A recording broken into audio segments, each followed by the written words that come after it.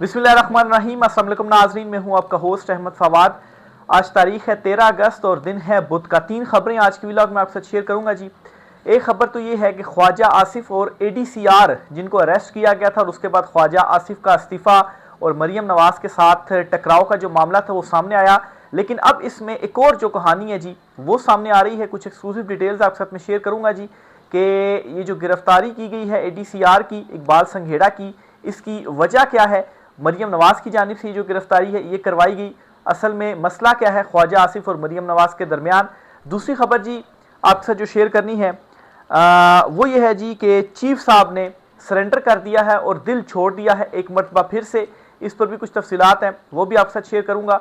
और सबसे इंपॉर्टेंट खबर कि साबिक चीफ जस्टिस काजी फ़ाइज़ ईसा की वापसी से मुतल्लिक गुफ्तगू जो है वो हो रही है कि 27वीं तरमीम और फिर उसके बाद इस 27वीं तरमीम के नतीजे में नया आइनी बेंच का जो सरबराह है वो काजी फ़ाइज़ ईसा साहब को लगाया जाएगा। ये मामला क्या है जी, इस पर भी कुछ तफसीलात हैं, वो भी आपके साथ शेयर करूँगा। पहली खबर जी जो आपके साथ शेयर करनी है वो ये है कि ख्वाजा आसिफ और ADCR जो कि इकबाल संघेड़ा साहब हैं, उनकी गिरफ्तारी और ख्वाजा आसिफ के इस्तीफे का मामला क्या है। अभी तक जो कहानी हमारे सामने आई थी या जो खबर हमारे सामने आई थी वो ये थी जी कि इकबाल संघेड़ा साहब जो हैं उनके हवाले से ख्याल किया जाता है कि वो ख्वाजा आसिफ के फ्रंट मैन हैं।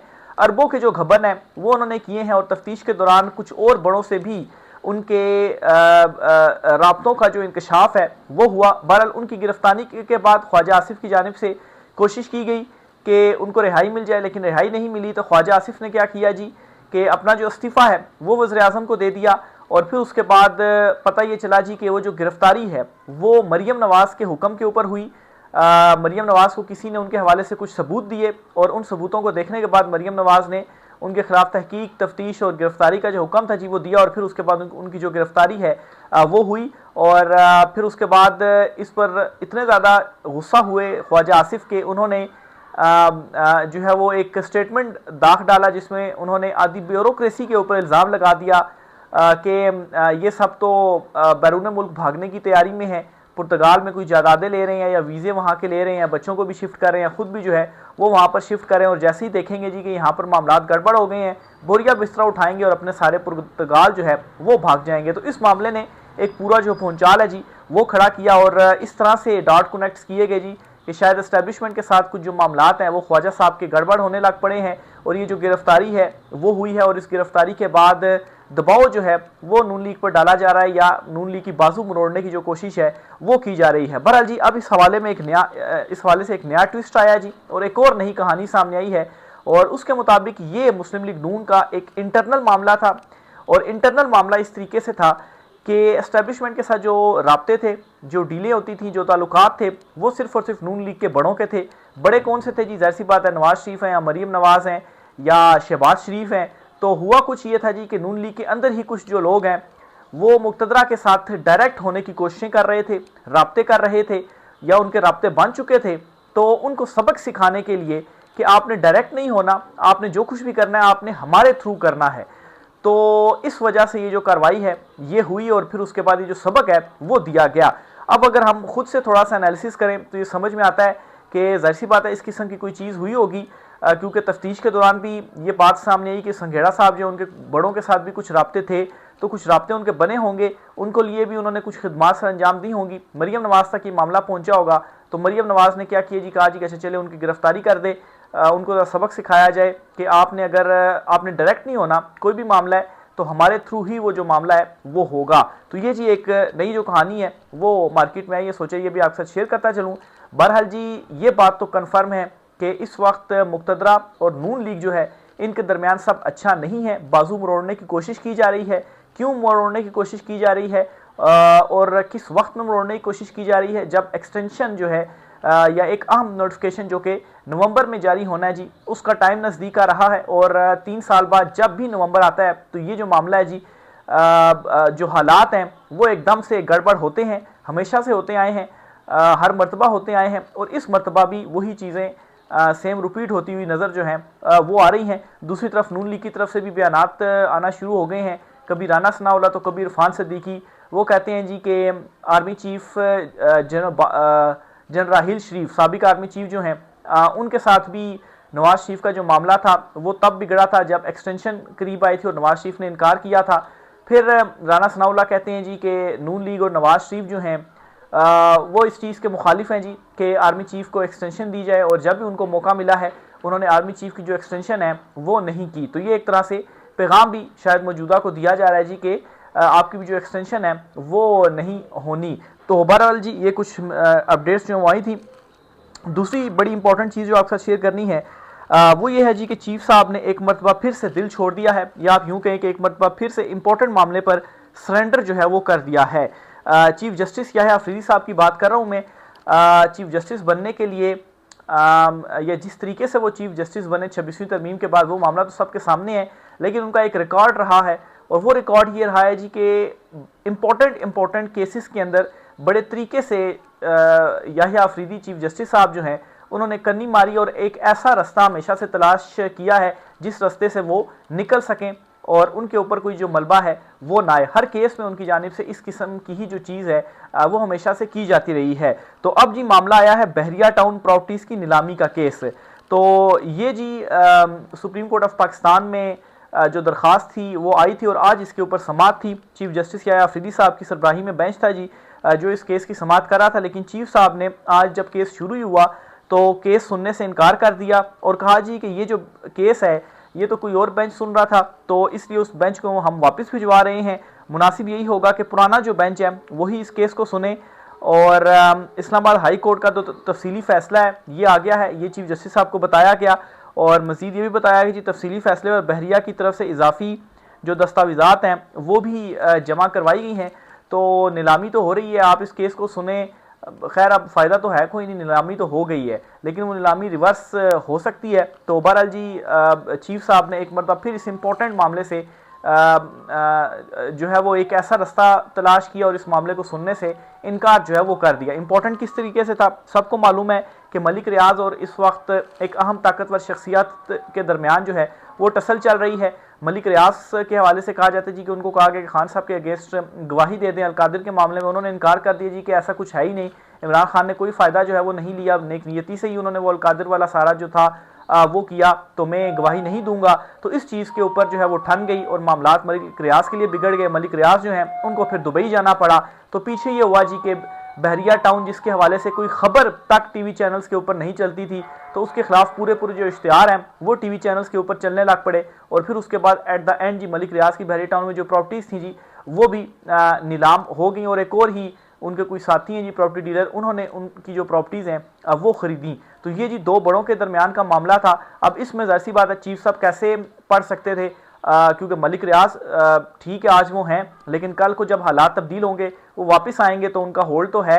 आखिर जर्नेलों को, रिटायर्ड जर्नेलों को उन्होंने जो नौकरियां जी मलिक रियाज की जानिब से दी गई हैं, तो ये दो बड़ों का, दो ताकतवर शख्सियात का मामला है। तो इसमें वो कोई भी फैसला दें तो वो दोनों तरफ से बिगाड़ना जो है वो नहीं चाहते थे, शायद इस वजह से उन्होंने इनकार करके या एक तीसरा जो रास्ता है वो निकाल कर एक मरतबा फिर से इस केस से जो है वो साइड पर हो गए और उन्होंने ये केस नहीं सुना। और उनका ये रिकॉर्ड रहा है, हम खुद भी केसेस जो है वो कवर करते रहे हैं। इवन के चीफ जस्टिस याह्या अफरीदी साहब से हमारी कुछ मुलाकातें भी हुई हैं। उन मुलाकातों के दौरान भी जब उनसे कोई सवाल पूछा जाता तो बड़े तरीके से जो है वो उस सवाल का जवाब दिए बगैर जो है वो निकल जाते थे। तो ये ऐसा लगता है कि एक उनकी नेचर में ये चीज़ है जी कि किसी भी इस किस्म की कन्फ्लिक्ट के अंदर पड़ना ही नहीं है। बस चीफ जस्टिस बन गए हैं 3 साल के लिए, हो सकता है कि मज़ीद तरमीम करके मज़ीद भी बढ़ जाए, लेकिन आप देखें कि उन्होंने चीफ जस्टिस बनना ही नहीं था। सीनियर जजेस तो कोई और थे, जस्टिस जादुल एहसन थे वो इस्तीफ़ा दे गए, जस्टिस मंसूर अली शाह साहब थे उनको जो है वो नहीं बनाया गया, उनसे भी सीनियर थे, और चीफ जस्टिस याह्या अफरीदी जो हैं वो चीफ जस्टिस बन गए। तो इसी वजह से ही शायद यही उनकी कामयाबी का भी एक राज है, लेकिन ये दुनियावी कामयाबी का राज है और इसको वो कामयाबी से आगे लेकर चलते जा रहे हैं। अगली खबर जो आपसे शेयर करनी है जी वो है जी साबिक चीफ जस्टिस काजी फ़ाइज़ ईसा की वापसी से मुतलिक। अच्छा जी मामला इस वक्त ये चल रहा है, एक कॉन्स्पिरेसी थ्योरी है जी कि पीपल्स पार्टी की बड़ी ये ख्वाहिश थी कि काजी फ़ाइज़ ईसा जो हैं उनको आइनी बेंच का जो सरबराह है वो बनाया जाए, और इस ख्वाहिश का अब जो इजहार है वो भी पीपल्स पार्टी की जानिब से किया गया है। और शायद इस किस्म की कोई बात की भी गई होगी और फिर आप देखें कि पीपल्स पार्टी शायद इस वजह से भी कर रही है क्योंकि वो जुल्फ़िकार अली भुट्टो साहब वाला जो फैसला है जी वो भी काजी फ़ायज़ ईसा की जानिब से सुनाया गया। लेकिन अच्छा, पीपल्स पार्टी की इस ख्वाहिश पर बहुत सारे हल्के ये समझ रहे हैं कि शायद काजी फ़ायज़ ईसा जो हैं उनकी वापसी तो नहीं हो रही, क्योंकि अभी 27वीं तरमीम होनी है और उसमें भी कोई नया आइनी बेंच बनेगा।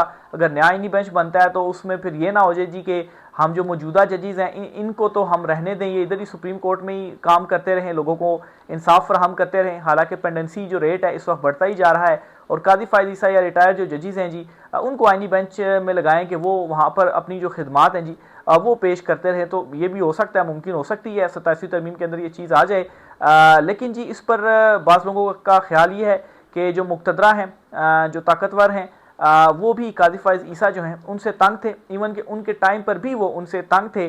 बस आपस में दोनों का गठजोड़ इसीलिए बना रहा क्योंकि काजी फ़ायज़ ईसा जो थे वो भी इमरान खान साहब के बड़े मुखालिफ थे और फिर उसके बाद जो कुछ उन्होंने किया, जो पाकिस्तान तहरीक इंसाफ के अगेंस्ट उन्होंने फैसले दिए, तो उस वक्त वो उनको सपोर्ट करते थे, लेकिन ज़्यादा देर तक उनको बर्दाश्त जो था वो नहीं किया जा सकता था। इसलिए उनको जो है वो रिटायरमेंट का ही जो रास्ता था वो दिखाया गया। हो सकता है कुछ उनको वादे वईद किए गए हों, उनको खुश जो है वो किया गया हो, लेकिन आखिर में फिर यही हुआ कि उनकी जो रिटायरमेंट है वही हुई। बहरहाल जी चीफ इलेक्शन कमिश्नर का भी होता है, क्योंकि बहुत सारे लोगों का ये भी ख्याल था कि शायद काजी साहब को चीफ इलेक्शन कमिश्नर जो है वो बना दिया जाए।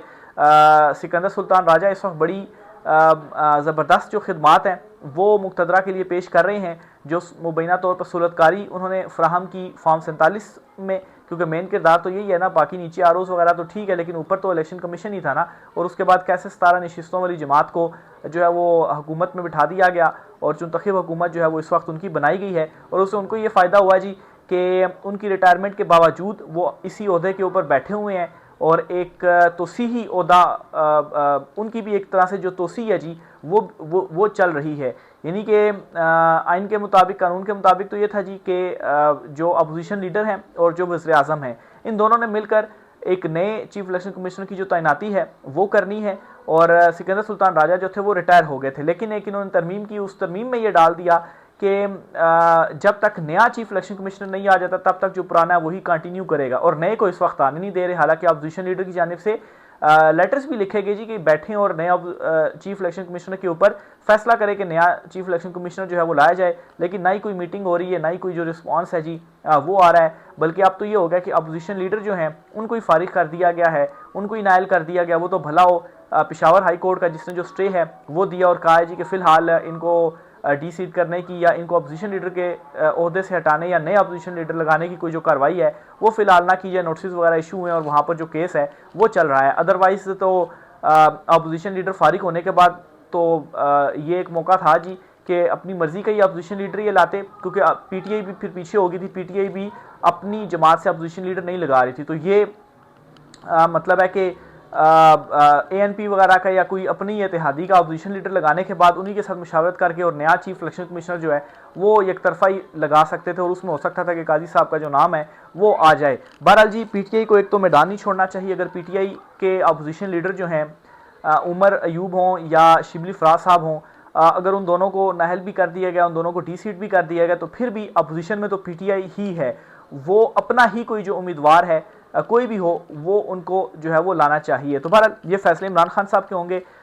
इमरान खान साहब तक भी इन दोनों को जब डी सीट किया गया तो कुछ लिस्टें और कुछ नाम गए कि इनमें से जो अपोजिशन लीडर हैं वो अगर इमरान खान साहब लगा दें। बहरहाल पीटीआई की भी जो इस वक्त जो बाहर हैं लोग या जो लीडरशिप है उनकी भी अपनी प्रायोरिटीज नज़र आ रही हैं जी। कोई परवाह नहीं है, इमरान खान साहब जेल में हैं, वो बस अपने ही जो मज़े हैं वो ले रहे हैं और अपनी कुर्सी को एंजॉय जो है वो कर रहे हैं। बाहर कोई नहीं निकलता, ना ही अडयाला जेल के बाहर कोई आता है। कल अलीमा खान साहिबा और उनकी जो बहन है नौरीन खान साहिबा उनको अरेस्ट किया गया। कल मंगल था, कल वो गई दोनों इमरान खान साहब से मुलाकात के लिए, क्योंकि मंगल को मुलाकात का दिन होता है। मुलाकात नहीं करवाई गई। उन्होंने कहा भी कि एसएचओ साहब बता दें मुलाकात करवानी है या हमें यहीं पर आपने बिठा के रखना है, बताया भी नहीं गया और फिर मुलाकात भी नहीं करवाई गई और फिर अचानक से उनको अरेस्ट किया गया। और वहाँ पर कुछ कारकुनान मौजूद थे पाकिस्तान तहरीक इंसाफ के, उनको भी ज़रा मारा पीटा गया, तशद्दुद किया गया, उनको भी अरेस्ट किया गया। लेकिन कोई भी पीटीआई का एमएनए या एमपीए जो है जो कि ख्वाहिश करते हैं जी कि हमें अपोजिशन लीडर बना दे, इमरान खान साहब तक नाम पहुँचाते हैं, कोई भी वहाँ पर अडयाला जेल के बाहर नहीं आता। तो अलीमा खान और नौरीन खान साहबा को अरेस्ट तो किया गया, लेकिन फिर अडयाला जेल के दूर चक्री वाली साइड पर जाकर जो है वो उनको जिस तरह से पहले किया गया था वहाँ पर उतार दिया गया। तो ये जी कुछ इंपॉर्टेंट डिटेल्स थी। राय का सार कीजिएगा। आज की व्लॉग से इतना ही, इजाज़त दीजिए, अल्लाह हाफिज़।